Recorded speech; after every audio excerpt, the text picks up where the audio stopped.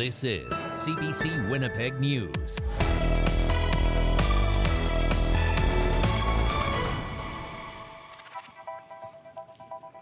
Good evening. Thanks for joining us.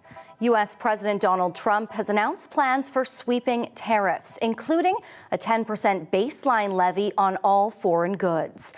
That measure won't apply to goods compliant with the free trade agreement between the U.S., Canada, and Mexico.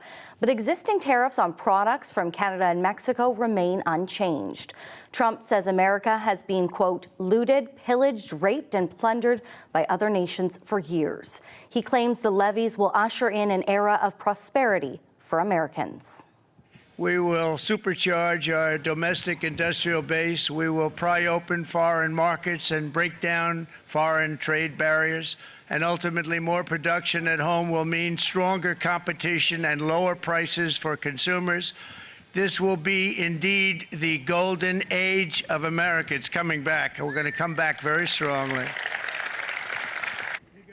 Trump also announced that a 25% levy on vehicles he views as foreign-made. He did not specify any exemption for vehicles made in Canada. Prime Minister Mark Carney reacted to Canada being spared from Trump's reciprocal tariffs, though the country still faces a 25% tariff on steel and aluminum set to kick in overnight. Here's what Carney had to say. The series of measures will directly affect millions of Canadians. We're going to fight these tariffs with countermeasures. We are going to protect our workers, and we are going to build the strongest economy. Now, some consumers have been trying to get ahead of all of this. In recent weeks, tariff-wary buyers have been hitting the gas on car purchases, racing to head off expected price hikes. The CBC's Matt Humphrey takes a look at what's driving demand. Whether you're looking to buy new or used, the auto market is hot right now. I put my deposit down on March 31st before April 1st because we thought prices may change with the tariffs. Taylor Liebrecht bought a new Kia, and she's not alone. New car sales figures just came out this morning. They're up in double digits on a year-over-year basis. I think we had the best March since 2018. Used car market is exactly the same as well. Barish Akirak is VP of Insights and Intelligence at Auto Trader Canada, the country's largest online marketplace for cars. He says just the prospect of incoming 25% U.S. tariffs has people wanting to lock in the price of new and used cars, because more expensive new cars will drive up demand for used models. You're going to buy a used car in 2 months or next month or whenever, right? If you know that prices are going to go up, would you not want to buy it now? It's a story I heard again and again interviewing dealerships in Winnipeg. People thinking about buying are pulling the trigger now. Crown Auto Group CEO Kabir Dalari says it's been great for business across the board. I've talked to dealers out Ontario and Atlantic Canada, and they said this past week has been one of their best weeks in years in terms of volume sales.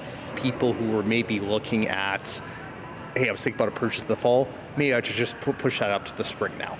Liebrecht's thoughts exactly. With Trump, you never know. So I wasn't sure if they'd increase dramatically or just a little bit, maybe not at all, but I didn't really want to take the chance. No one I spoke with was certain what the tariffs would mean for pre-orders, but regardless of what happens in the trade war, it was March madness at Winnipeg dealerships. Matt Humphrey, CBC News, Winnipeg. Manitoba farmers and other agricultural producers were also waiting to see what Donald Trump had in store for them. CBC's Bartley Kivas joins us live from Brandon. Bartley. Well, I'm at the Royal Manitoba Winter Fair here in Brandon at the Keystone Centre, and this is an agricultural showcase for the province. Behind me, they're setting up for some horse jumping. Earlier today, I spoke to a couple of cattle producers, and they are concerned about the trade war, and it is only the latest pressure on their business.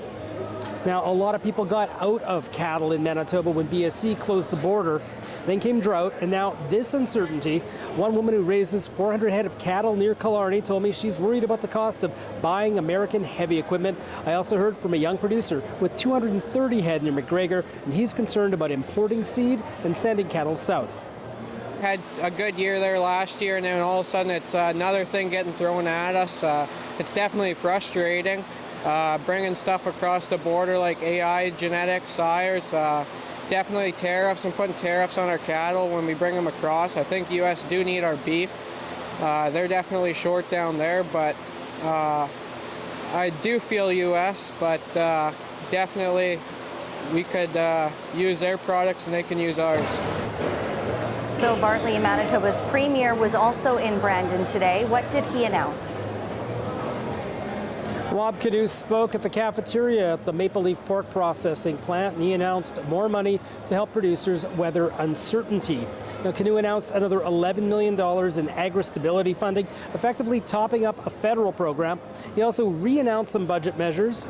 He also urged Manitobans to wait and see what Donald Trump actually does, and not just today. But based on what we've seen so far, who's to say he's not going to change his mind an hour later, or a day later, or a month later? So Canoe basically said Manitobans should continue in the meantime to purchase local products, and he even recited a recipe for pork with soy sauce and ginger. Reporting live from Brandon, Bartley Kivas at the Royal Manitoba Winter Fair.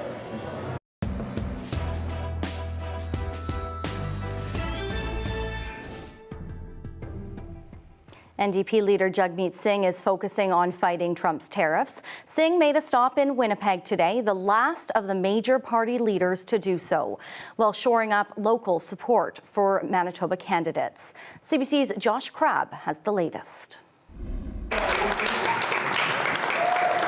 At a training center in Winnipeg for workers in the trades, NDP leader Jagmeet Singh took aim at U.S. President Donald Trump's new trade policy. It's a day that Donald Trump's attacking our workers. Joined by Elmwood-Transcona NDP candidate Leela Dance and Churchill-Keewatin-Nakaski's Nikki Ashton, Singh toured the center and announced a series of measures to counter U.S. tariffs on Canada. We're ready to fight back. Promises aimed at fighting not only a trade war, but also at hanging on to the NDP's 3 Manitoba seats. Dance and Ashton say their message is resonating with voters. Protecting workers, standing with Indigenous communities. I'm just focused in on my riding, making sure that I'm talking to my constituents. Sticking with the theme of supporting workers. How y'all doing? Good to see you guys. Singh joined a picket line to show support for 27 striking workers from an equipment rental company. Their union isn't endorsing any party, but wanted to hear what Singh had to say about protecting workers. With my group, hopefully there's no layoffs, but in the event there's layoffs, hopefully there's good EI provisions in place. Singh promised broad support to help workers in the face of U.S. tariffs, a building plan to create jobs using Canadian materials, and a no-trade clause on critical minerals and public hydro utilities. That we have access to and control over our electricity. And so these are some of the things that we want to have no compromise on. We want to make sure that we are keeping our public utilities public. He was scheduled to meet with the Assembly of Manitoba Chiefs and the Keewatin Tribal Council in a closed meeting, and on Tuesday Singh talked tariffs with Premier Rob Canoe. One, the impact of these tariffs on Manitobans, on the impact on workers, and what we need to do to stand up and protect those workers. We had a great chat about that. Liberal leader Mark Carney was in Winnipeg Tuesday. Conservative leader Pierre Poilievre made a campaign stop in the city on Saturday. The election is on April 28th. Josh Crabb, CBC News, Winnipeg. Conservative leader Pierre Poilievre started the day with a keynote speech in Toronto, where he talked about how he would deal with the U.S. trade war. First, I will protect our control over our border, our security, our resources, our farmers, including our supply-managed farmers, our fresh water, our automotive workers. Also, we will protect our sovereignty. Poilievre says Canada must build an economy that is not reliant on its largest trading partner. As Prime Minister, he says he would propose an early renegotiation of the free trade agreement. The deal signed in 2020 is scheduled to be reviewed next year. Time now to bring in weather specialist Riley Laychuk. And Riley, I'm not sure that everyone was so stoked to see that snow falling today. Yeah, especially the further east you are in the province into northwestern Ontario. Yeah, mostly cloudy skies across the south today. We've been kind of been grazed by the northeastern flank of the system south of the border. So yes, as expected today, some scattered flurries this morning, some localized periods of light snow that we saw in Winnipeg. But look at what's happening to the south of us here. Some pretty considerable snowfall into places like Fargo, Grand Forks, into Minnesota, and right up into northwestern Ontario. This is where we still have snowfall warnings in place for Fort Frances into Dryden. Could see up to 20 centimeters of snow by the time we get into the morning hours tomorrow. Further east, this is a weather advisory into Kenora. Travel into northwestern Ontario likely to be dicey as we head into the morning for your Thursday. So do keep that in mind if you have any travel plans. Scattered evening flurries tonight. We're mostly done with it, I think. We're back to a cloudy sky in the morning at the freezing mark and really not going too far above that, up to +4 tomorrow afternoon. By the time we get to the afternoon, Brittany, I think we've got some sunny breaks back. And I've got double digits in your long-range forecast. I'll have more on that when I come back. Thank you, Riley. You're welcome. Trump, tariffs, and the trade war. We have more reaction on the day's top story straight ahead. Stay with us.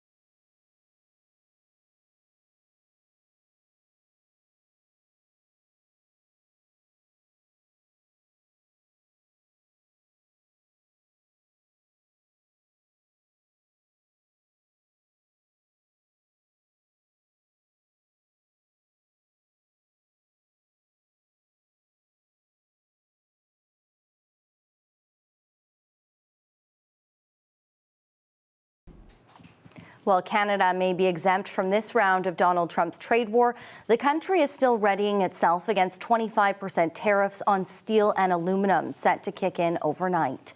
CBC's Marina von Stackelberg has more. Off the campaign trail and back in the capital, Liberal leader Mark Carney stepping into his role as Prime Minister. President Trump has just announced a series of measures that are going to fundamentally change the international trading system. It appears Canada may be exempt from Trump's new sweeping tariffs he's now placed on almost every other country. But Canada continues to be under a 25% tariff on its steel and aluminum. And it's not clear exactly how the U.S. plans to hit Canada's auto industry, with new tariffs expected to kick in overnight. The series of measures will directly affect millions of Canadians. We're going to fight these tariffs with countermeasures. Liberal candidate François-Philippe Champagne fighting back against Trump's continued aim at Canada's heavily protected dairy industry. It's subject to supply management. That means Canada's production and pricing of dairy, poultry, and eggs is controlled. That protects those goods from the volatility of the market. We don't like it, and it's not fair. It's not fair to our farmers. It's not fair to our country. Champagne says Canada will not change that system. We will never allow supply management to be on the table. Pierre Poilievre wants Canada to renegotiate its trade deal with the U.S. quickly and ask Trump to suspend the tariffs in the meantime. The Conservative leader says he has not reached out to the U.S. government with his pitch. I've been operating with the rule of one prime minister at a time. Though I disagree strongly with both Prime Ministers Trudeau and Carney, they occupy that office. And I've been very careful not to do anything to divide Canada's voice. It's expected that Ottawa will not provide a detailed response right away. The federal government will likely want to look over the fine print of the U.S. president's orders, because what has so often been the case, what Donald Trump says is not always what he does. Marina von Stackelberg, CBC News, Ottawa. Winnipeg police say they've arrested a repeat offender, a 23-year-old charged with arson and a string of break-ins, causing tens of thousands of dollars of damage. CBC's Zubina Ahmed has the latest. This CCTV video shows a garage in flames. It happened on March 22nd. It destroyed the garage along with the car and various items inside. A 23-year-old woman has been arrested for a dozen break-ins and this arson.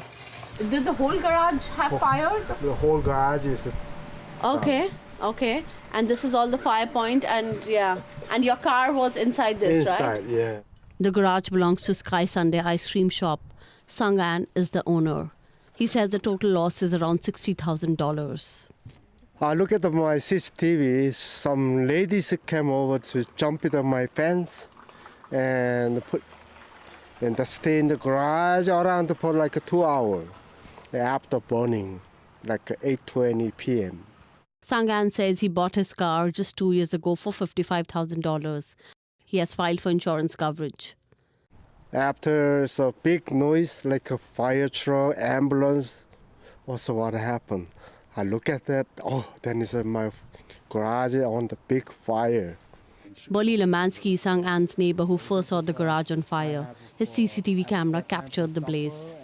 The explosion happened, like, she was spotted on my camera at 8:26, like just a headshot, and then 4 minutes later, it exploded. So she must have lit the propane tank. That's the only thing I can assume. Constable Stephen Spencer says between March 13 and 31st, the 23-year-old suspect was involved in 12 break-ins at 2 houses, 10 garages, and 1 arson. There is often a rise and fall, and it really comes down to the community reporting these incidents so that we can follow up on crime stats. Spencer says people need to ensure that the doors are locked and there's a camera and alarm system for security. Sabina Ahmed, CBC News, Winnipeg. A 30-year-old man who was shot in the West End earlier this week has now died.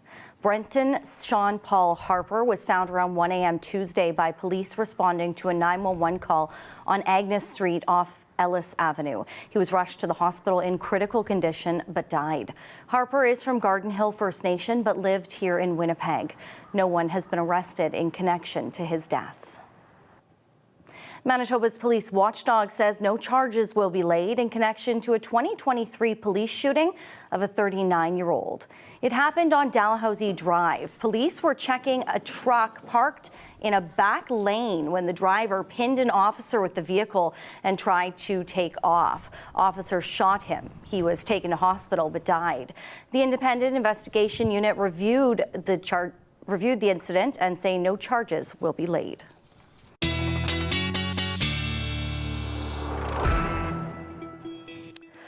Oh, Riley. Riley sends us this lovely email every morning with his weather outlook, and we are all hanging on to next week, to that long-term forecast. Hanging on to the one little thread that's hanging down there. Hoping and praying. Yeah, we have some time before we get there, and keep in mind, this is a long-range outlook, so things could change between now and then. Until then, though, some cooler than seasonal temperatures, which is actually not all that of a bad thing. Okay. I'll explain, because I want to start with our snow depth here. I mean, here in the Red River Valley, not a lot of snow left on the ground. In fact, this forecast modeling showing a general trace to a few centimeters on the ground through much of southern Manitoba. But back into the Parkland, the Duck Mountains, the Riding Mountains, you can look at some of these blue colors here, 16 to 30 centimeters of snow still on the ground. Even more in some cases, I'm thinking, in some of those higher elevations. And northern Manitoba still seeing a fairly considerable snowpack as well. Now, considering all of that, we don't want to turn the dial and go up to those double-digit temperatures tomorrow, because the ground's still partially frozen. There's not a lot of places for that water, that runoff to go. So that's why, you know, a gradual warm-up, not necessarily a bad thing as we get into the next couple of weeks here, especially when you look at that snowpack and some of those higher elevations. So hanging around the freezing mark until we get into the day on Monday. And then as we get into Tuesday, and this particular forecast model is pushing our temperatures up by mid-month, a good stretch here of 14, 15 degree highs until, say, the 15th, 16th of April at this point. So that's just an outlook of where we're headed. We have a little ways to get to before we get onto that road yet. But for now, though, at least, we're still looking at some scattered flurries. I think a good chance we'll see a couple more snowflakes in Winnipeg. We're pretty much done with it, though, as we get into the overnight hours, as the center of that low continues to make its way up into northwestern Ontario. Another weak one moves along the territorial border. This will bring a little bit of snow to Shamattawa, Gillam along the Hudson Bay coast, and then a weak disturbance wants to push through on Friday. I think this gives us a good chance of some flurries south of the Trans-Canada Highway into the morning hours on Friday. Maybe I have a slight chance of some of that getting to us here in Winnipeg through the morning hours, but we'll keep an eye on that in the coming days, because there is a couple of days between now and then on what could happen here. So timing out the snowfall, still the potential for another 5, maybe even 10 centimeters into northwestern Ontario by the time we get to Friday morning. And this particular model already pushing in a couple of centimeters south of the Trans-Canada Highway into the morning hours. Waking up tomorrow morning, though, close to the freezing mark. We're not really going anywhere temperature-wise overnight, so at 0 in Winnipeg, -4 in Brandon first thing. In the long range, 4s and 3s as we head into the weekend. We'll get some sunshine back by the weekend, Brittany, and temperatures hanging around freezing into Monday. Thank you, Riley. You're welcome. Here's a look at Morden from above by our CBC drone team. More to come after the break.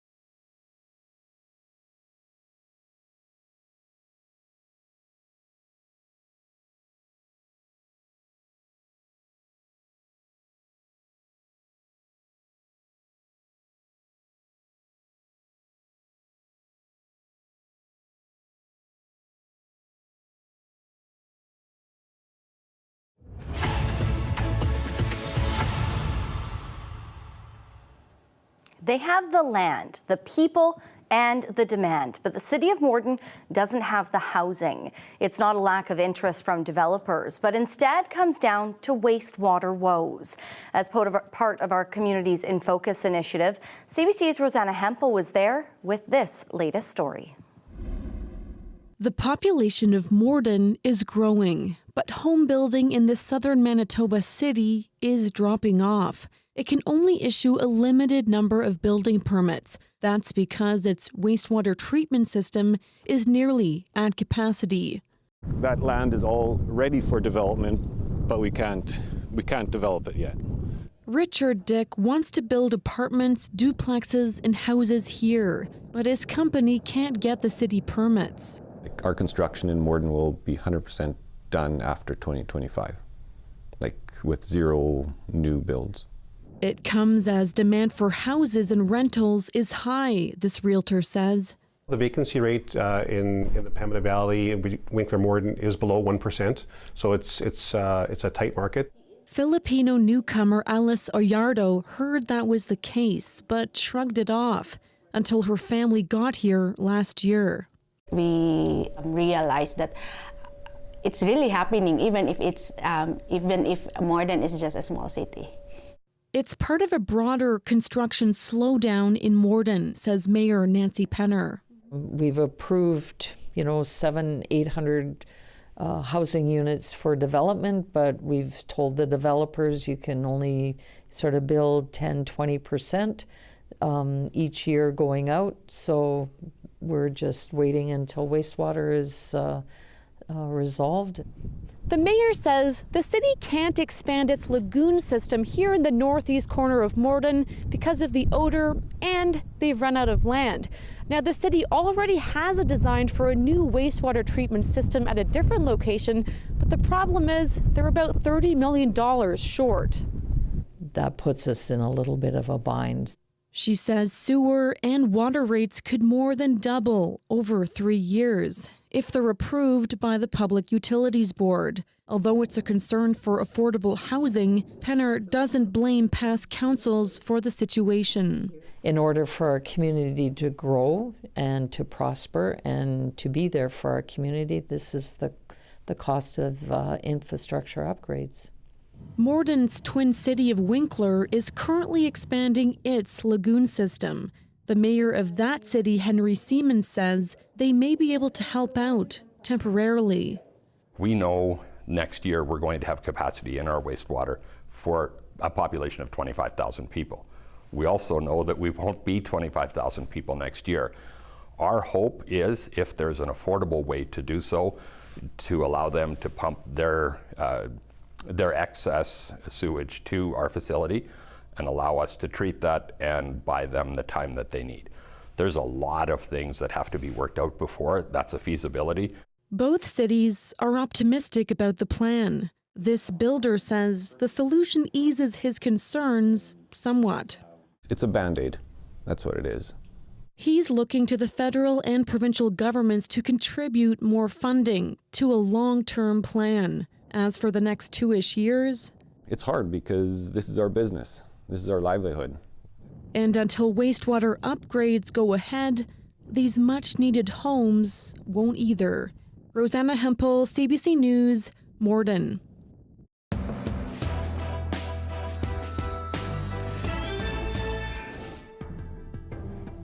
Many Canadians have been boycotting American goods to protest Trump's tariffs and annexation threats.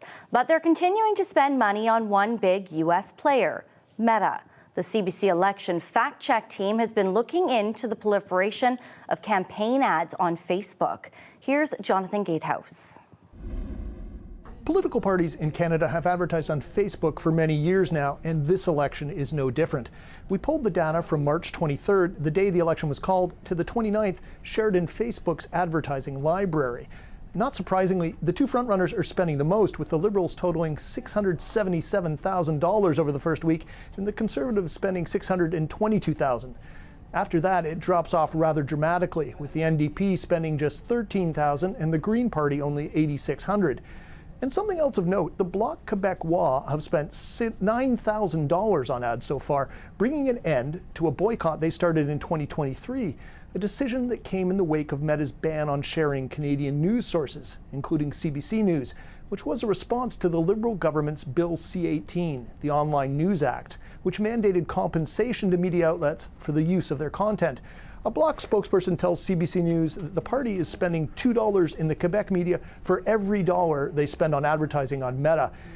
The Bloc Québécois were the only party who said they would stop, and in fact, it's been pretty much business as usual on Facebook for the Liberals and Conservatives ever since. The NDP paused its ads for a while, but like the Greens, they don't have as much money to spend. But now those ads dollars are flowing freely during the campaign, despite the Buy Canada rhetoric from all the parties.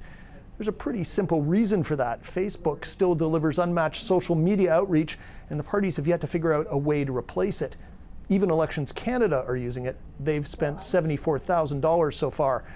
And there's a large variety, ranging from video ads to text ads, and many of them are targeted for specific ridings or regions. For example, the Liberals have 5,700 different ads spread across the party's page and Mark Carney's site. The Conservatives have a library of 758 ads so far. The NDP are running 166 different ads, and the Greens have 214 ads in their library. And those numbers are only going to increase as the campaign continues, not just because of Facebook's reach, but because of the general level of spending on a modern federal election campaign. Elections Canada's preliminary spending limit for this campaign adds up to just over $30 million per party if they are running candidates in all 343 ridings. Jonathan Gatehouse, CBC News, Toronto. Rogers Communications and the NHL have reached a lucrative agreement for the national media rights to NHL games on all platforms in Canada. Jamie Strachan has the details. Martyrs in front, scores! How much hockey can Canadians watch, and how much will they pay for it? There is nothing more valuable in this country from a media standpoint than having the rights to the NHL. Rogers hopes so. The company just shelled out $11 billion to broadcast NHL games across all platforms for 12 years. The deal more than doubles the value of its current deal, which expires after next season. The value of live sports content just continues to appreciate, and it's really rooted in viewership continuing to grow. It's the NHL. But that doesn't mean your favorite NHL team will always be on Rogers-owned platforms. The deal allows it to sub-license some games to streaming services. Currently, Monday night games are on Amazon Prime. So, could more be sold off? The answer is yes, we'll look to it as a possibility and a strong possibility. As we look to the next 12 years, the agreement with the NHL is that we'll look to opportunities to continue to sub-license where it makes sense. This sports media journalist says even though Canadians love hockey, Rogers has to be careful. But I do think in terms of consumers being stretched, in terms of their own budgets, I think if I was Rogers, I would think very long and hard about what that price point would be for hockey. And hockey fans in the United States. There's also the question of what role CBC might play in this deal.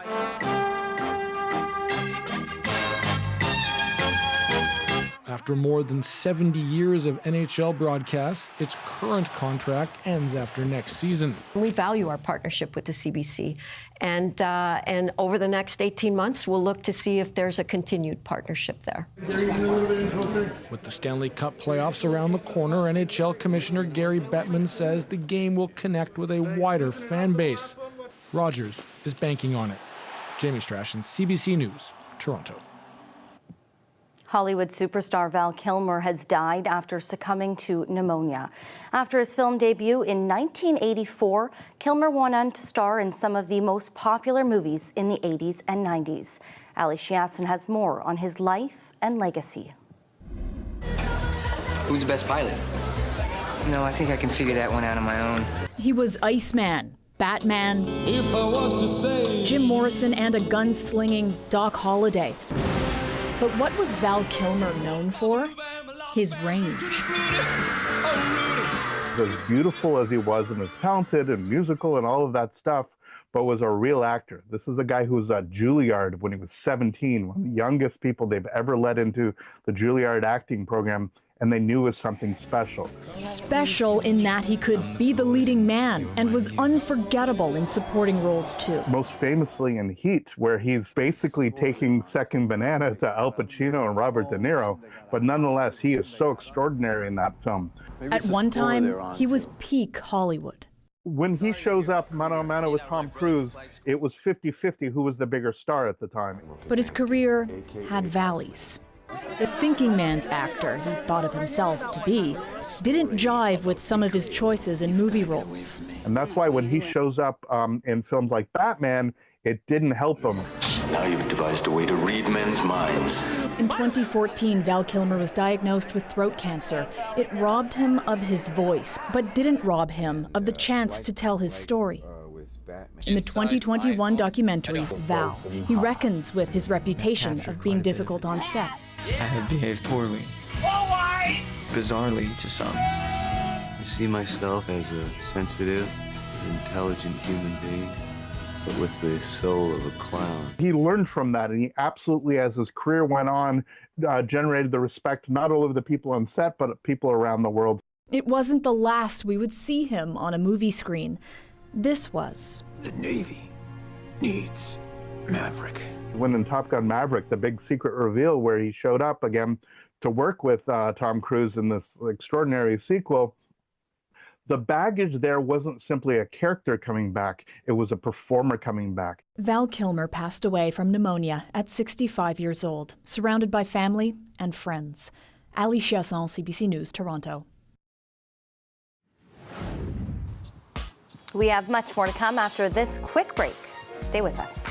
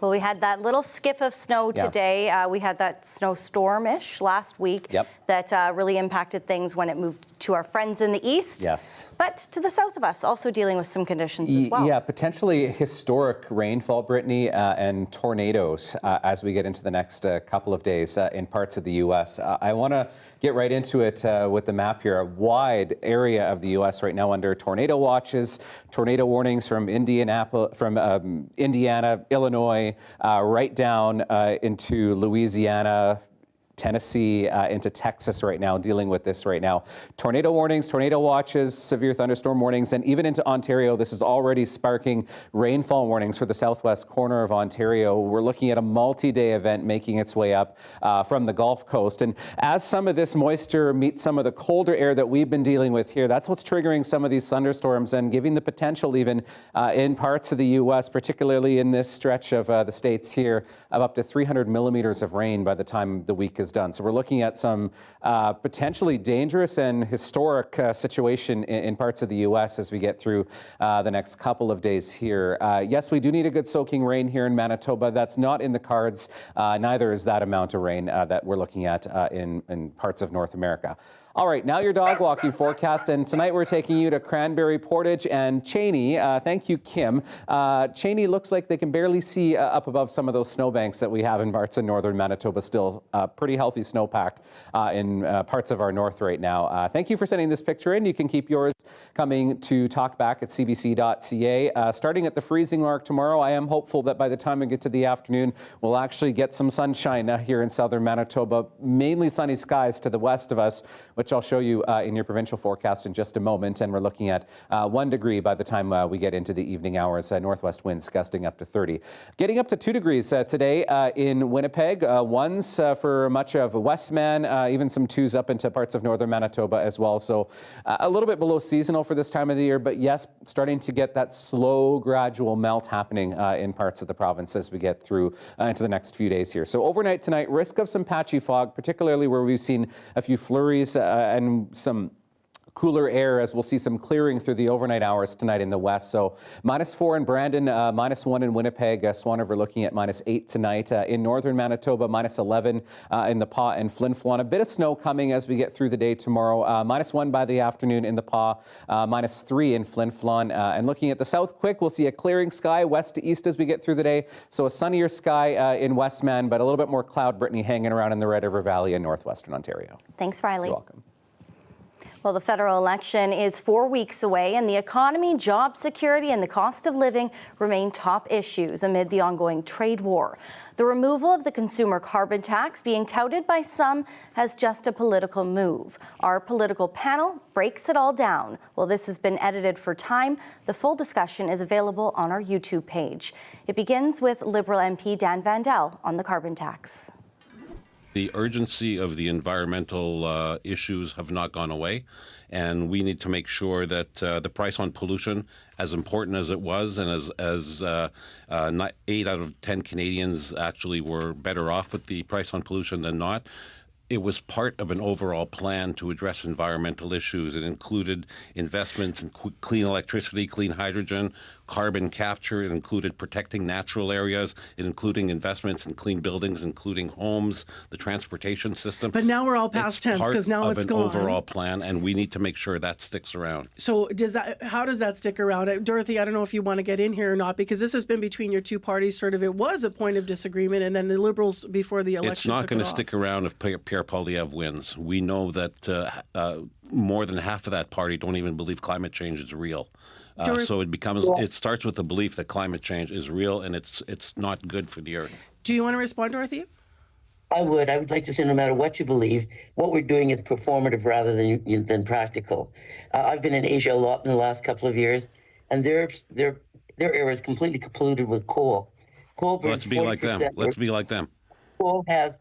Let me speak, Don. I let you speak. Dan, I should say.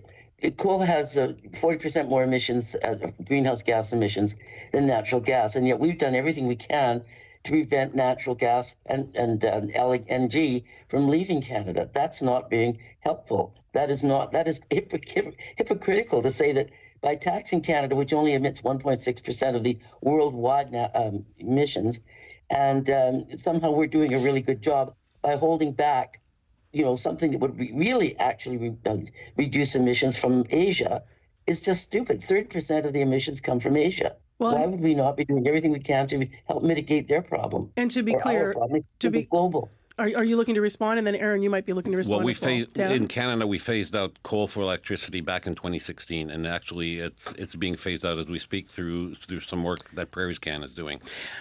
We're at the table with Asia, with the rest of the world. We're talking about global treaties that address climate change, something Pierre Poilievre would not do. I need to say that. I think it's important to be active on the international stage as well. I want to ask, Dorothy, I'm going to go back to you here because I want to ask you about something that's been in the news this morning. So there's criticism from the Conservative Party, insiders. This is to a number of different media outlets that have confirmed through sources, that people aren't happy with how the campaign's going. That handling the threat of tariffs coming from the U.S. President Donald Trump is the way that the campaign should pivot, is the language being used. That Pierre Poilievre is missing the mark by not pivoting to this being the biggest issue. This is interesting because last week you actually said on our partisan panel as a Conservative you didn't feel that Trump and tariffs were the biggest issue, that you felt that your party should be leaning into the economy. So what are you thinking now that you're hearing some of the folks within your party suggesting that it's a bad move? I don't know. I haven't heard the rumors, but I do know one thing. When you're going through an election, there's all kinds of really unusual and difficult decisions being made. And, dirty tricks are pulled by both sides. So I don't know. Did they actually say that? Did somebody report that they said that? I do not know. All I can say is... Well, CBC's verified the sources, and so is the Toronto Star that was on earlier this morning. So there's a number of people behind the scenes that are. And when we say source, let's remember what has to happen there. It's a verified source that doesn't come lightly. So okay, I'll give you that. As I said, I haven't heard. But I can say that Saturday I was in Winnipeg, where there were 3,500 people who were very enthusiastically supporting the leader and the campaign. So I don't know where that's coming from. I want to turn to you, Aaron, to talk about something else that Jagmeet Singh has put on the table. So he talked about lowering income taxes and removing GST from things like home heating and phone bills. How's he going to make up for that lost revenue if he does that? Well, one of the things that I mentioned earlier is stop giving subsidies to oil and tax. That's a big one. We also haven't talked about taking off the carbon tax off of industry, just off of consumer products. So that makes a difference as well. I don't know how anybody could be saying right now that tariffs are not the number one issue in Manitoba minds and Canadians' minds. And yeah, it does affect the economy, but people really have to look at, who is going to be there to protect me? We have to worry about our economy. We have to worry about how we're going to generate income in the country, but we also have to worry about people, because people are going to see job losses. And I don't agree that we have to wait until something happens. We need to be proactive in making plans. Who knows what Donald Trump's going to do tomorrow, and who knows what he's going to do the day after? We need to be prepared for it. But what are the plans? I'm just going to go to each of you because we talked about some details of the plans. But I mean, overall, ideologically, is it we'll be there for you, we'll be there with bailout packages, or is it that may happen, but we're going to be strengthening the economy and here's directly how, or more partnerships across Canada? If we can just go to each party, what are the specific plans? So Dan, for the Liberals? All of the above. First of all, we've talked a lot about free trade between the provinces. We need to actually move on that, and we need some goodwill from the provinces to want to make it happen. We need to protect Canadian workers, automobile workers, Canadian workers. Mark Carney's already announced a $2 billion investment to do that. We need to pursue trade opportunities with the world. Canada is the only G7 country with a free trade agreement with all other G7 countries, and we need to move on growing towards a net zero economy, because that's not going away. So some of that will cross over with what the Conservatives are promising. Some of it won't, though, Dorothy. How do you see your promise and Poilievre's promise to Canadians being different from the Liberals, or maybe what pillars are the same as people are choosing, who they're going to vote for? Well, I would say that government is not God. And we're acting in many cases in the last few years as if government has all the answers. It does not. They're just ordinary people. I can tell you I'm here with a group of really wonderful former MPs, but they know they're not God. They know they don't have all the answers. People have the answers. And as I said earlier, people are going to decide, how to deal with these tariffs if they come on. Yeah, there are some places where it's going to be more difficult than others, particularly with regard to the auto industry. But really, our intervention by handing more money to individuals for whatever reason, it's counterproductive. We're already in the soup as far as our debt is concerned. Where's that money going to come from? It's going to come from us, but we don't get to, we don't get to choose where it's being spent. So I would rather see us, rely on Canadians to do their job. Last word, because we've had such fulsome, I might have to go back to Aaron for the NDP. Well, I can't believe that considering handing money to families and individuals at a time when they are having trouble paying their rent would be considered counterproductive. But that, I guess, is conservative thinking. I mean, I agree with a lot of what the Liberals have to say. We have to expand who we trade with. We have to make sure we're protecting Canadians. But we're the party talking about the fact that there will be job losses and there has to be things there to support people. Nobody likes someone looking over their shoulder while they're driving, but this BC man made an exception for this exceptional passenger. That story straight ahead.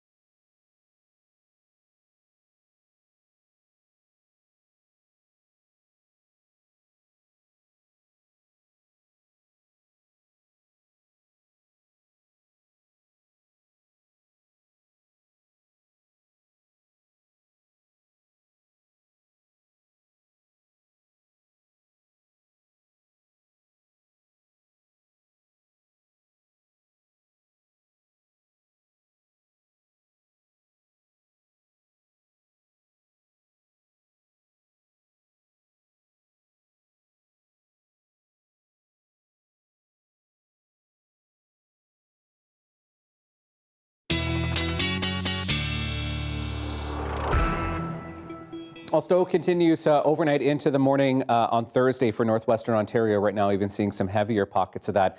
On the Manitoba side of the border, still a little bit of snow yet to come through southeastern Manitoba. Chance of flurries into the Red River Valley.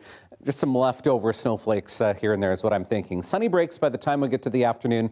+4 tomorrow, a little bit breezy. Northeasterly wind changes around to a northwesterly breeze by the time we get into the afternoon. +3 for Friday.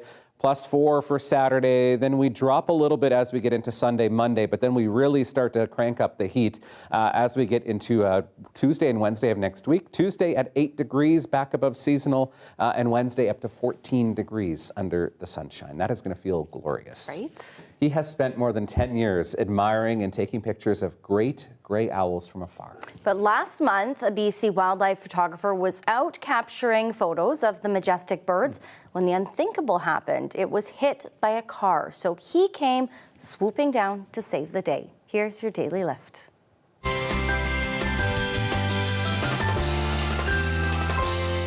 Well, this has been an interesting trip out to work today. Got a passenger with me now. Just laying in the middle of the road there, obviously hurt, couldn't fly. So I'm just gonna bring it into town and get it checked out. We managed to reach out to Owl down in Delta, and they're willing to take it and, rehab it once we kind of fix it up a little bit. So we wanted to release it into the same spot. Just before we started drumming, we could hear another owl in the background. Must have had some kind of sense that this other owl was around. So it was really pretty remarkable. Yeah. Okay, here you go, buddy. And then I got on the other side of the barbed wire fence and opened up the kennel, and it seemed like it didn't want to go at first, but I'm trying to tell it, no, it's okay to go, it's okay to go. And where am I? Oh, yay! And it flew, maybe 25 feet and landed on a down tree, and then kind of looked at us for a bit. And then after that, I think it made its way further back into the bush. So it's a beautiful bird. Majestic? Majestic. But That's they're kind of creepy. No. I'm sorry to say that. Just like the head on the swivel. No. Although the owl. You think the owl's creepy. I thought E.T. was creepy. So we have a slight difference of opinions here. You just don't like my daily lifts when I pick them. I love them. Cute, especially in the car seat. I like that was it. A cute Safety moment. first. Yes, exactly. Safety first when you're in the car. Well, we hope you all stay safe tonight. We'll see you back here tomorrow. Have a great night. Have a great evening, everyone.